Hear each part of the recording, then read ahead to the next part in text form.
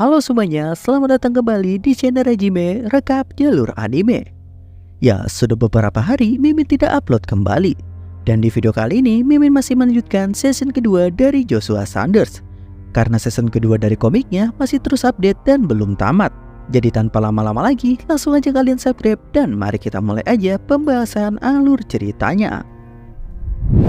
Setelah diminta oleh Clifton untuk bertemu dengan Darkness Vanessa, Lucia atau nama aslinya Asiru Van Britton yang merupakan adik dari Kaisar Markus kini bertemu dengannya.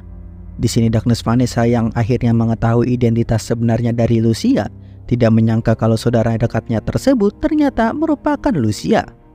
Darkness Vanessa berpikir alasan mungkin dirinya tidak mengenal Lucia karena dulu dirinya tidak berada di dalam istana dan lahir dari ibu yang berbeda. Mengetahui hal itu, Lucia tidak mengakui identitas dirinya sebagai keluarga kekaisaran, mengatakan kalau dirinya hanyalah seorang pelayan biasa. Darkness Vanessa tahu kalau Lucia kini sedang berakting. Dirinya paham karena pastinya Lucia khawatir dengan putra satu-satunya yaitu Joshua. Di sini Darkness Vanessa mengatakan kalau dirinya akan membantu Lucia. Tapi Lucia harus memujuk Dukaknus agar menjadikan Mabel sebagai pewaris sahnya. Jika Lucia mau, maka dirinya akan meminta Kaisar Markus untuk mengabaikan semua masalah yang telah Joshua buat. Pada saat perbincangan sedang berlangsung, kini Clifton mengetuk pintu dan meminta izin untuk masuk ke dalam karena ada suatu hal yang ingin dirinya sampaikan. Di sini Clifton mengatakan kalau Kaisar Markus kini telah membuat sebuah pengumuman yang dimana kelima duk di kekaisaran akan dikurangi menjadi 3 keluarga duk saja. Terlebih lagi yang buruk, Dukaknus juga termasuk ke dalam nama penyusutan tersebut. Mendengar hal itu membuat Darkness Vanessa sangat terkejut, tidak percaya dengan informasi tersebut, menanyakan kepada Clifton apakah informasi tersebut memangnya asli dari Kaisar Markus, dan apakah Dukaknus hanya diam saja dengan pelakukan sang kaisar kepada dirinya. Sir Clifton menjawab kalau sepertinya Dukaknus masih terpukul karena Master Joshua diusir dari kekaisaran dan melakukan hal itu secara paksa yang membuatnya menghilang begitu saja. Dan mungkin karena itulah keberadaan Joshua sekarang tidak diketahui. Pada saat itu, tiba-tiba datang para penyusup yang langsung menerobos ke dalam kediaman Darkness Vanessa, yang membuat Sir Clifton dan semuanya sangat terkejut. Di sini Clifton mencoba untuk melindungi Darkness Vanessa dan juga Lucia, menanyakan dari mana para penyerang ini datang. Dan para penyusup yang datang ternyata merupakan organisasi intelijen dari Kaisar Markus yaitu Blackwing. Mereka semua bertujuan untuk membawa Putri Asiru Van Britton untuk segera pergi dengannya. Sementara itu di Istana Kaltika, kini Dukaknus dikawal oleh para Ordoknex agar dirinya tidak melarikan diri. Dihadapkan kepada Kaisar Markus untuk menerima hukumannya. Kaisar Markus mengatakan sudah menjadi tanggung jawab seorang ayah untuk menerima akibat dari kegagalan putranya. Mengatakan dan kau sudahlah tidak layak menjadi Black Dragon kebanggaan Avalon. Tapi jika kau menunjukkan kesetiaanmu kepadaku, aku akan memberikanmu kesempatan untuk memohon pengampunan. Kalau kau melakukan itu, mungkin saja aku bisa memaafkanmu atas tindakanmu kepada Asiru. Mendengar perkataan tersebut, seketika Dukaknus menjadi sangat terkejut karena ternyata Kaisar Markus telah mengetahui identitas sebenarnya dari Lucia.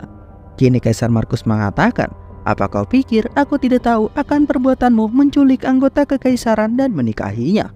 Aku lebih tahu hukuman bagi orang yang menyakiti keluarga kekaisaran.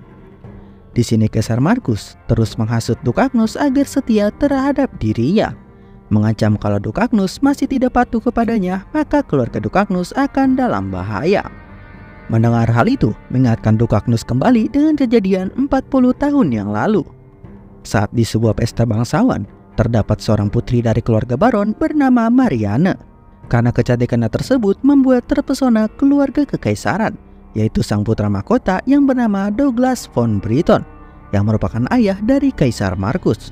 Di sini karena ketertarikan sang putra mahkota, membuat Putri Marianne menjadi sangat risih, terutama ajakannya untuk hidup di dalam istana kekaisaran. Karena Putri Marianne sudah tahu kalau putra mahkota sudah memiliki beberapa istri. Tapi jika dirinya menolak undangan tersebut, maka akan merusak nama baik keluarga.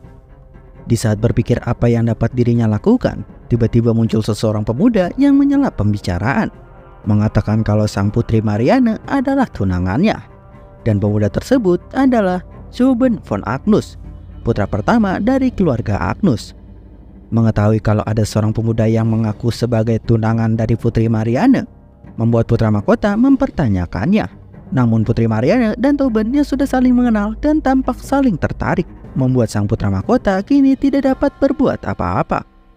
Walau begitu di dalam benaknya, sang putra mahkota merasa kesal dengan tindakan dari Joben yang ikut campur dalam urusannya. Waktu pun terus berlalu. Sudah beberapa tahun sejak kejadian tersebut. Kini ternyata Joben dan Putri Marianne sudah menikah dan dikaruniai oleh seorang putra. Terlihat dari ekspresi Joben yang sangat senang akan hal itu. Terlebih lagi Marianne yang menganggap kalau wajah sang putra mirip seperti ayahnya. Di sini Joben bertanya kepada Marianne nama apa yang seharusnya diberikan kepada putranya. Marianne hanya berharap kalau putranya tersebut hidup penuh tanggung jawab dan tidak terpengaruh dengan lingkungan sekitarnya, berkembang menjadi sesuatu yang melebihi manusia layaknya seorang dewa. Memberikannya nama sebagai Arden von Agnus. 13 tahun kemudian, kini Duk Agnus sudah memasuki tahap remaja dan dirinya sudah berlatih di Akademi Kekaisaran Avalon. Di sini Duk Agnus sedang berlatih tanding dengan putra pertama dari Kaisar Avalon saat ini yang bernama Marius von Briton. Di pertarungan tersebut, Duk Agnus teringat kembali dengan ucapan ayahnya sebelumnya untuk bijak mengambil keputusan dengan bertarung secukupnya dan membiarkan Pangeran Marius menang karena mengalahkan seorang pangeran tidak akan memberikan keuntungan. Dengan berpegang teguh ucapan ayahnya, Duk Agnus ingin bertarung secukupnya dan membiarkan sang pangeran yang menang.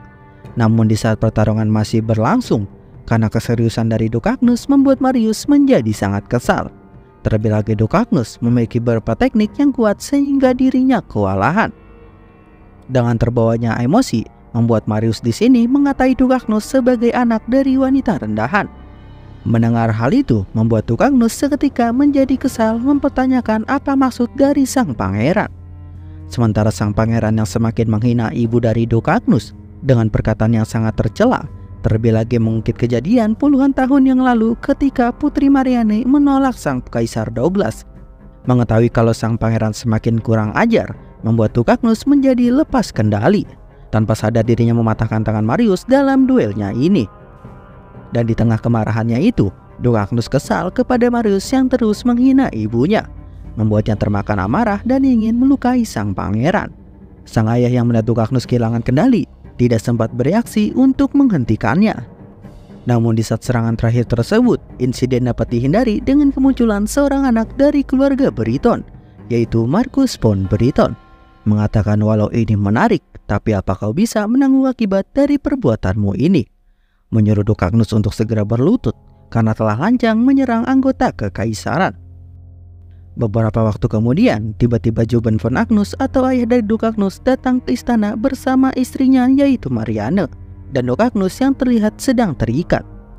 Di sini Joben memohon pengampunan dari Kaisar Douglas karena perbuatan anaknya yang lepas kendali, meminta agar dirinya saja yang dihukum menggantikan putranya. Mendengar hal itu, Kaisar Douglas menganggap kalau ini akan sulit diperbaiki. Karena akibat kelalaian tersebut, kini tangan Pangeran Marius menjadi lumpuh dan tidak dapat digunakan kembali. Dan melukai anggota kekaisaran merupakan kejahatan yang setara dengan pengkhianatan yang berat. Mengatakan apa kau ingin menebus kejahatanmu itu dengan nyawamu. Tapi karena mengingat kau menjadi pilar dari kekaisaran ini, maka hukuman tersebut akan dijatuhkan kepada Putri Marianne yang lalai dalam mendidik putranya, dan akan dijatuhi sebuah hukuman bekerja sebagai pelayan di istana kekaisaran. Sepulangan dari istana, Duk Agnus merasa sangat bersalah karena dirinya ibunya tidak dapat kembali ke rumah. Mengatakan kepada ayahnya kalau dirinya berjanji untuk membawa ibunya kembali dengan cara apapun. Namun yang membuat Duk Agnus sangat terkejut adalah perkataan ayahnya yang mengatakan, memangnya apa yang bisa kita lakukan? Karena pada akhirnya kita tidak bisa berbuat apa-apa, karena kita tidak mempunyai kekuatan untuk melakukannya. Semenjak mendengar perkataan itu, membuat Duk Agnus menjadi terngiang di dalam benaknya untuk tumbuh menjadi semakin kuat dan semakin kuat untuk membuat rencana memasuki istana tempat ibunya ditahan. Sampai pada akhirnya, beberapa tahun telah berlalu, kini Aiden berhasil memperoleh gelar master dan menjadi master termuda di benua. Walau begitu, dirinya telah terlambat karena ibunya kini telah tiada. Tepat setelah kepergian ibunya tersebut, Duk Agnus ingin melepaskan diri dari belenggu keluarga kekaisaran, mencari kesempatan bersama sekutunya yang bernama Armstrong untuk menyerang kekaisaran di saat kekacauan terjadi antara perang pangeran yang akan menduduki tahta selanjutnya. Semenjak kehancuran keluarga bahagianya dan ibunya yang kini telah tiada, membuat kemarahan Duk Agnus yang terpendam selama bertahun-tahun kini mulai menyala, mengatakan inilah waktu yang tepat bagi kita untuk balas dendam, dan aku sendirilah yang akan menghabisi keluarga Britton di benua ini. Di makam ibunya tersebut, Aiden bersumpah untuk membalaskan dendamnya, dan target pertamanya adalah sang putri kekaisaran yaitu Asiru von Britton, yang dimana itulah awal dirinya pertama kali bertemu dengan Asiru, yaitu calon istrinya. Keesokan paginya, para Imperial Knights yang tiba di lokasi penyerangan mencari keberadaan sang putri Asiru, memeriksa kondisi kereta kuda yang hangus terbakar dan terdapat sayatan pedang yang sangat kuat, dan tujuan mereka adalah untuk menemukan sang putri segera.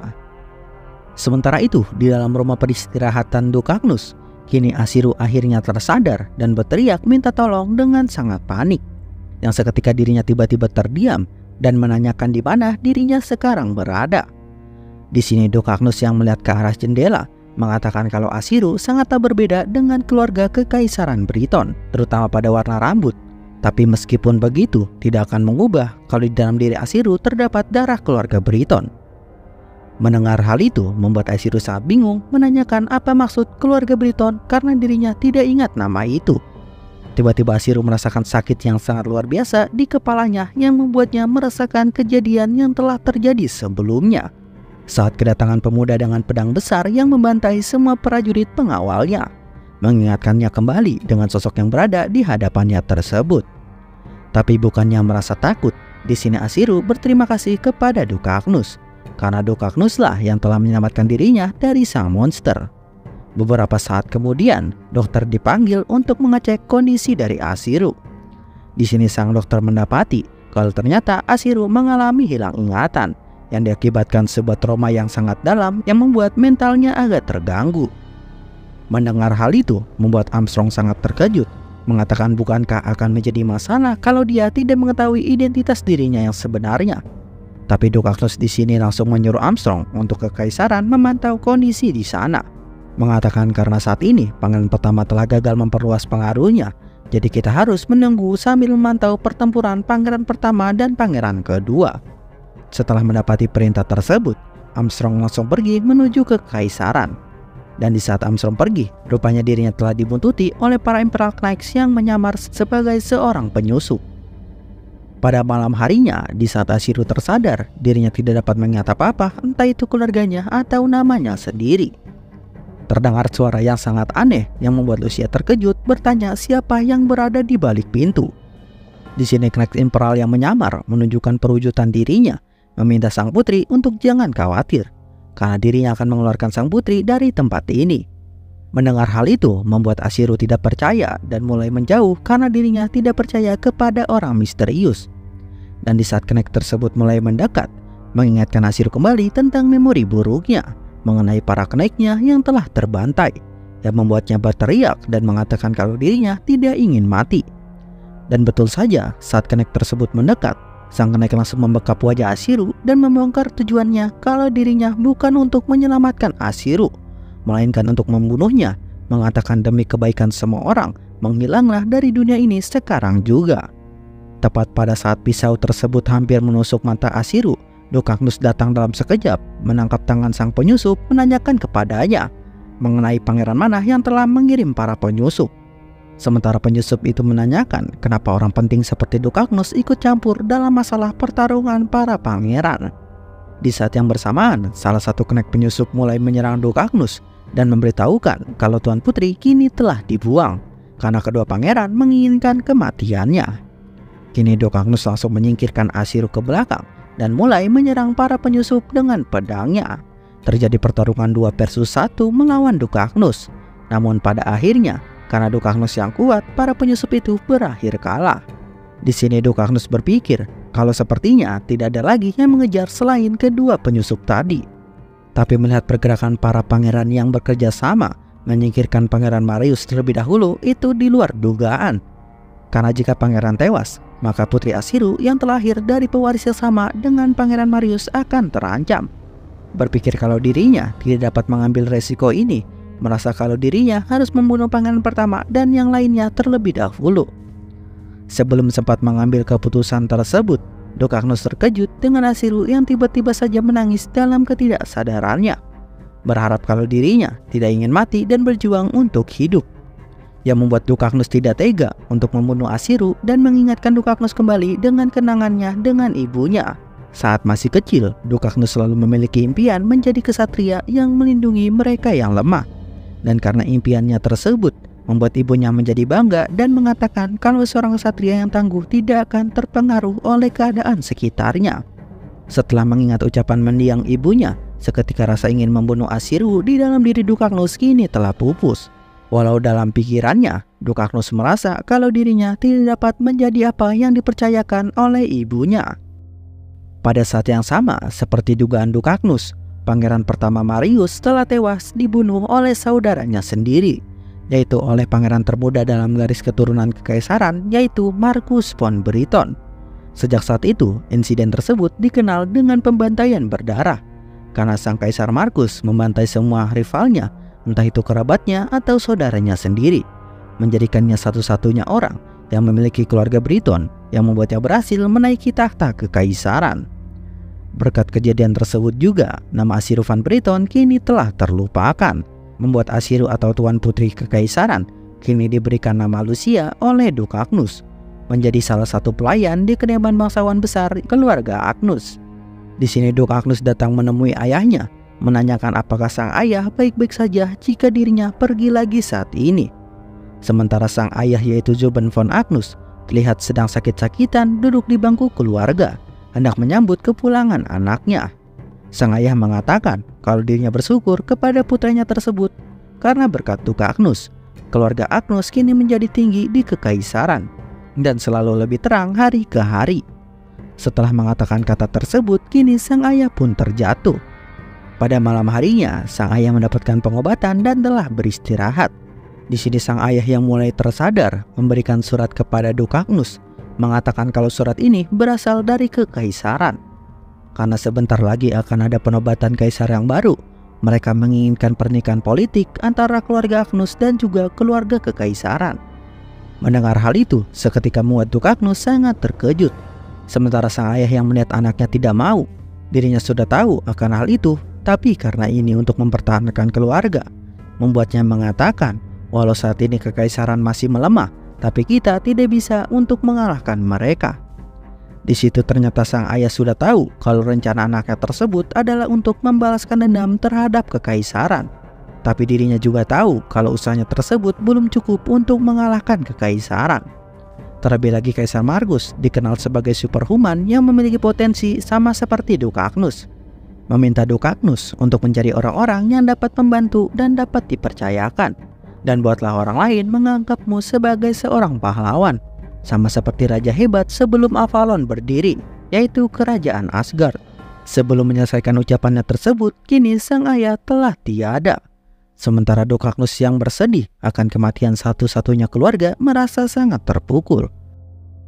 Sementara itu Kaisar Marcus yang telah tahu tentang pemberontakan yang akan dilakukan oleh Arden, berpikir kalau dirinya tidak dapat membunuh Dukagnus, karena Arden memiliki reputasi yang terus naik di antara para kesatria.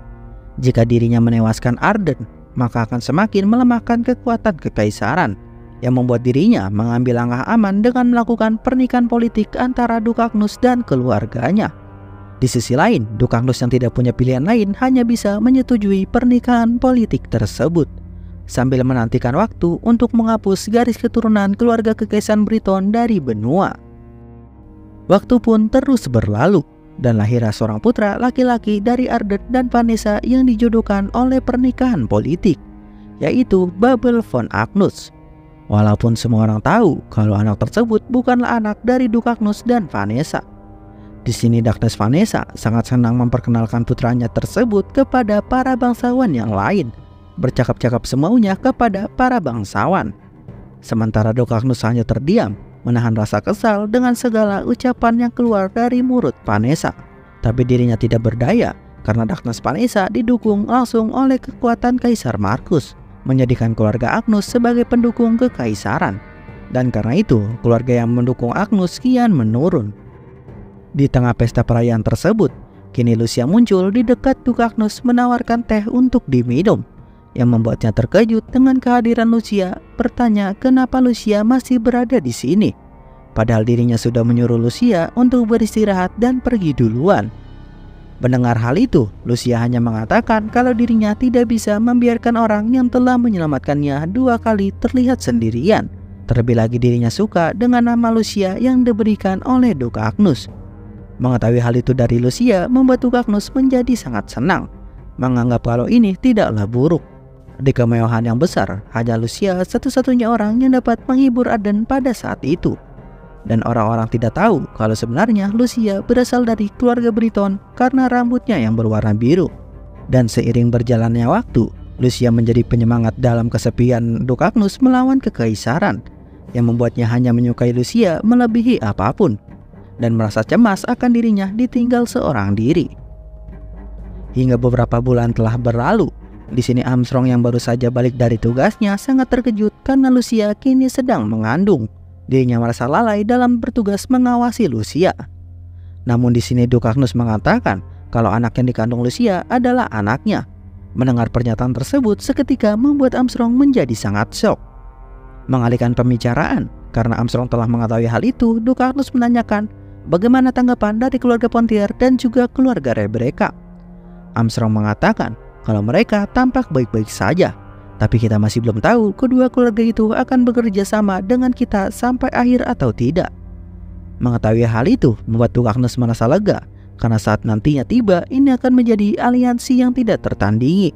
Mengatakan sebentar lagi aku akan membalaskan dendam ibuku dan melindungi kalian semua.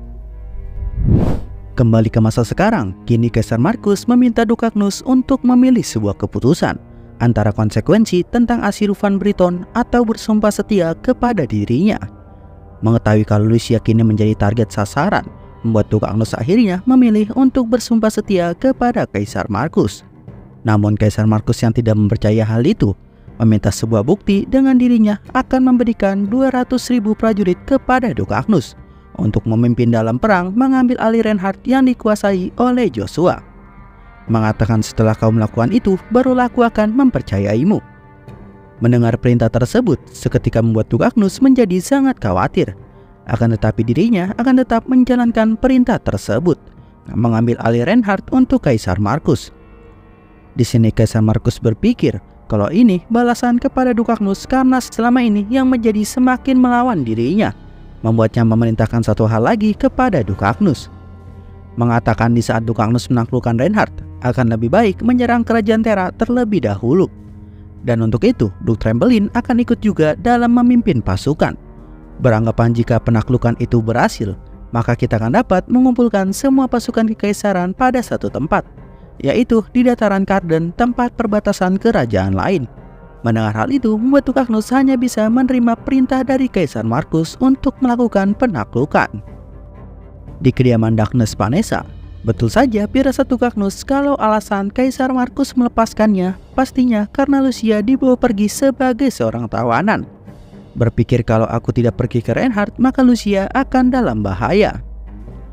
Tepat pada saat itu juga, kini Armstrong masuk mengatakan kalau dirinya bergegas ke sini karena diberitahukan oleh para kesatria kalau Duke Agnus dipanggil ke istana kekaisaran. Dan betapa terkejutnya Armstrong melihat kalau kediaman Duke Agnus juga telah diserang oleh seseorang, yang membuatnya bertanyakan bagaimana mungkin ada yang tahu identitas Lucia yang sebenarnya.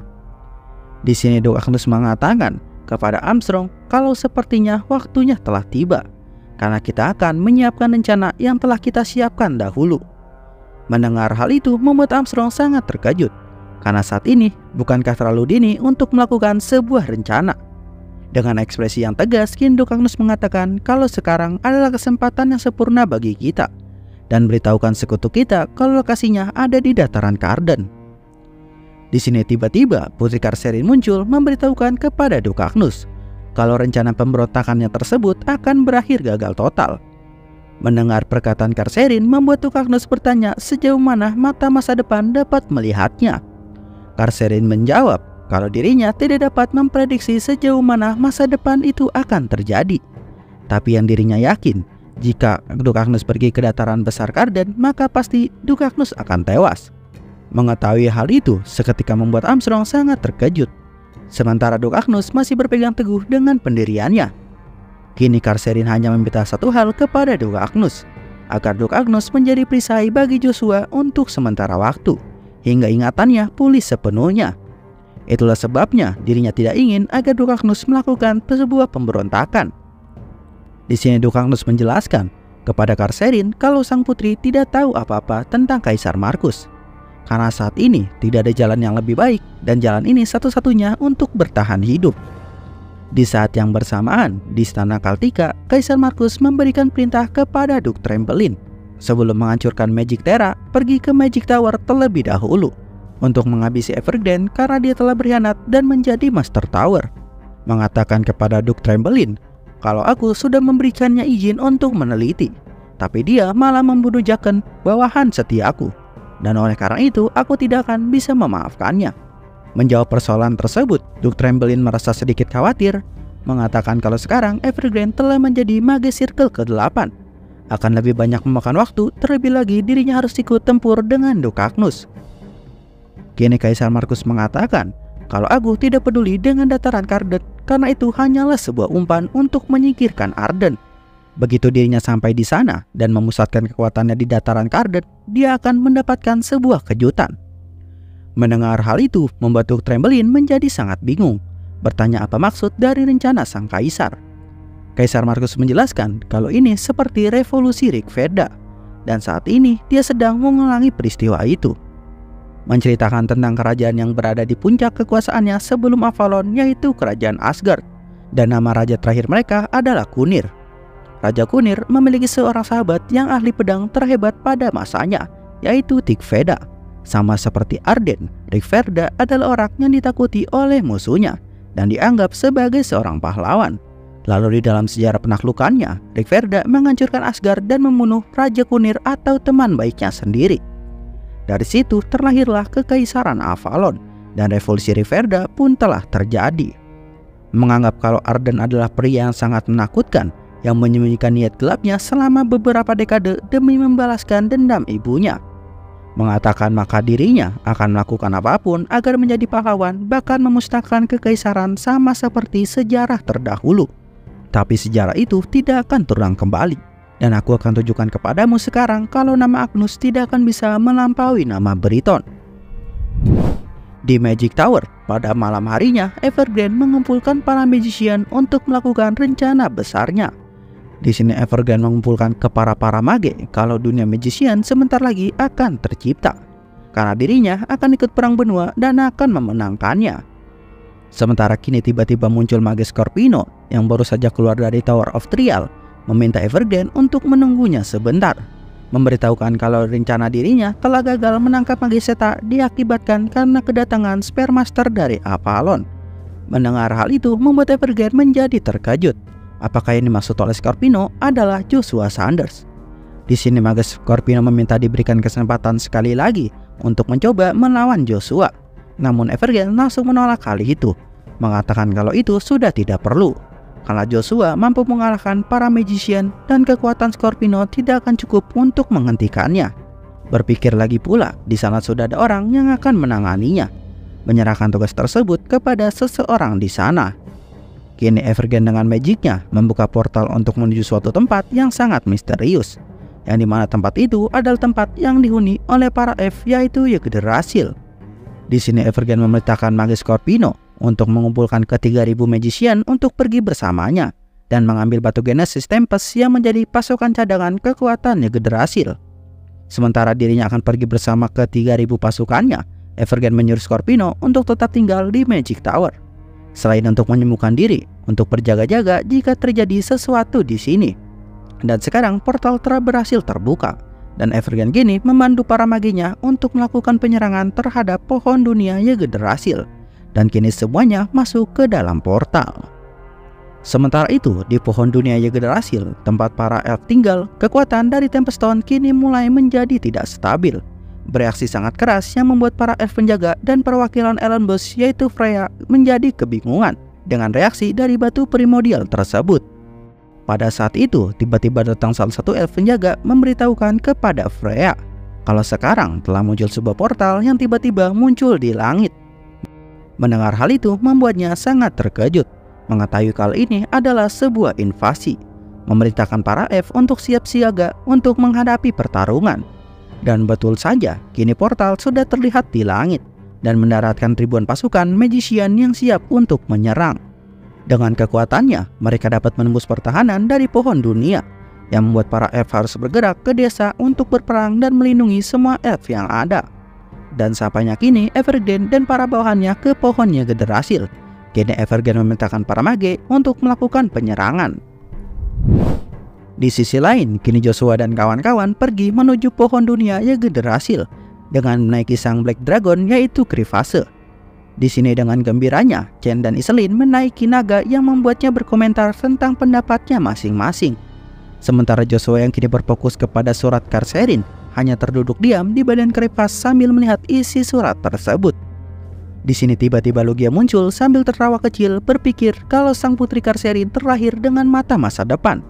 Mengatakan kalau tentu saja dia dapat mengetahui asal-usulmu dengan baik. Yang membuat seketika Joshua akhirnya mengerti maksud dari Konari tentang ayahnya dan asal-usul dendam dari keluarga Agnus kepada kekaisaran. Dirinya tidak percaya kalau hal ini terjadi antara ayahnya dan Kaisar Markus.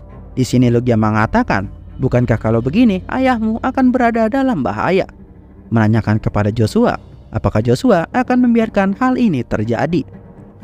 Mendengar hal itu membuat Joshua berpikir cepat atau lambat kejadian ini memang akan terjadi, tapi dirinya tidak menyangka kalau ini akan menjadi lebih awal. Mageseta yang melihat Joshua khawatir menanyakan kenapa Joshua melamun terus dan tidak seperti biasanya. Mendengar perkataan itu membuat Joshua sangat terkejut. Mageseta menanyakan tentang perjanjian antara dirinya dan Joshua sebelum pertandingan di Master Battle. Tawaran untuk menjadikan Joshua kaisar sebagai ganti menghentikan Evergreen. Tapi dirinya ingin mengubah penawaran tersebut karena dirinya lah yang akan melawan Evergreen. Melihat Joshua yang langsung setuju membuat Mageseta sedikit terkejut, karena Joshua sebelumnya terlihat memiliki dendam yang begitu kuat terhadap Evergreen. Kini Joshua mengatakan kalau dirinya akan mengganti persyaratannya juga, meminta Mageseta untuk bergabung ke dalam Ordo Knights yang akan diciptakannya, menjadi seorang bawahannya dan akan mendapatkan sebuah pendapatan. Mendapati tawaran yang tidak terduga membuat Evergreen setuju berpikir daripada dirinya kembali ke Magic Tower yang tidak terjamin masa depannya, dirinya menerima untuk menjadi bawahan dari Joshua. Dan karena sekarang sudah sepakat, Joshua kini memanggil Chance untuk memperkenalkan anggota barunya, yaitu Mageseta, meminta Chance untuk membimbing Mageseta sebagai seorang senior. Dan begitulah perbincangan singkat sampai akhirnya mereka semua telah tiba di tempat para elf yaitu pohon dunia Yggdrasil. Oke, sampai sini dulu pembahasan alur ceritanya. Di next part selanjutnya kemungkinan akan menjadi ajang pertarungan dan perpecahan awal perang dimulai. Akankah Joshua bisa membalaskan dendamnya kepada Evergreen yang merupakan seorang pengkhianat di kehidupan Joshua sebelumnya? Jadi itu dia pembahasan kita. Jangan lupa untuk di-subscribe, like, dan komen videonya jika kalian masih ingin komik ini dilanjutkan. Dan yang masih jelas komik ini masih belum tamat season keduanya. Jadi mohon bersabar aja karena Mimin juga ingin membuat semua rangkuman dari video Joshua. Jadi sampai ketemu lagi di next video selanjutnya. Sampai ketemu lagi, sehat selalu, bye bye.